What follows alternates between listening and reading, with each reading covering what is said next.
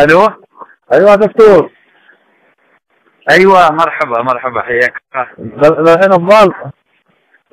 افضل بكثير طبعا. انا عاد شفت الرساله، كنت في الديوان طلعت الحين شفت التلفون. الحين عملت لي رساله. والله عملت لك كدري، كان جالس مع الجماعه كلهم وكان فيه مجادلات كثيره مع الوالد وذوله، فكان ودي انك تكون والله انا حاضر على الرساله الان. انا انتظرت الصبح، عملت لك رساله ما جاوبتنيش. بعدين رحت لقيت العرس، بعدين رحت شفت بعض الشباب مع امراض من اصحابنا فيها ورجعت الديوان. والان دخلت شفت التلفون، صليت مغرب وصلت. ايه انا عاد الحين في المطار. ايوه. والله طول العمر هم يقولون يعني احسن. هذه نصيحة للرجال بالنسبة، سعيد جدا من الخبر اللي نشر بالنسبة الرجال اللي يكلمك على اساس تدعم المبادرة. ويقول فيه البند الرابع والثامن في المبادرة، يعني شيء عجيب بالنسبة للثوار وبالنسبة لا يبغون رجال صاحبنا انه هو اللي يتولى رفض المبادرة بشكل عام. انا معي؟ ايش تو؟ يقول يبغونه يعني يكون له، لان الحين العالم اللي في الساحات واللي في كذا ما لهم خايف. يعني هم تبعنا تبعي كلهم تابعين لي. انا مشيوب. احنا جبت عندنا رساله ان معنا عظام السنوب، احنا نكتب لنا بايد وننافسهم. ايه فالحين يبغي منك حاجه انك بالنسبه للمبادره، انه اللي الخبر اللي يسر بالنسبه لجيرانكم انهم تكلمينك على اساس تدعم المبادره. انت معي؟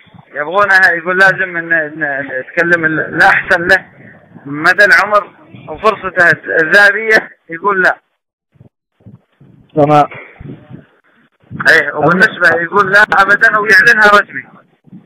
تمام. احنا قبل بعض وصلنا في ساعة الغداء حكي في ساعة. انا مشي من هنا الصباح. ايه اي وقت كلمني على من تليفون على اساس اشرح لك اكثر من يكون من شيء امن. بتقول هذا ما مش عمل له. خلاص اذا الان انت عندك الان ايه فكان شوي مضايقين. الحمد لله امورنا طيبه. الشباب اخذناهم على المشترك، كلهم تابعين لنا، عملنا لهم خطوه ضخمه جدا جدا جدا جدا جدا. ولانه بدات المنسقيه حق المشترك واللجنه التنظيميه حق المشترك تخفف الصرف عليهم، ما تعطيهم شيء ولا تعطيهم تربيه، وتخفف شبابهم من الساحات. اضطرينا نسحب 7000 شاب من تعز. اذا اليوم مستوى حوالي 700 او 800 والبقيه بعد ما وصلوا ما يسوي 7000 من تعز. يغطوا العجز في امانه العاصمه لان المسلمين غاروا. يعني الامور هنا ممتازه. طيب انت عندك فرصه على اساس ان فيه اجراءات بالنسبه للاستراتيجيه متحمسين كثير، يبغون الرجال يجي يكون بينهم تفاهم. ايه انا مستعد. ايه يقول عشان يكون فيه تفاهم طويل الامد واحسن وقت على فكره الوقت هذا، لان هم من انا بقول لهم في صعبه. ايه وبعدين اتصل بطلع من صعبه. قول لكم اني بقول في صعبه.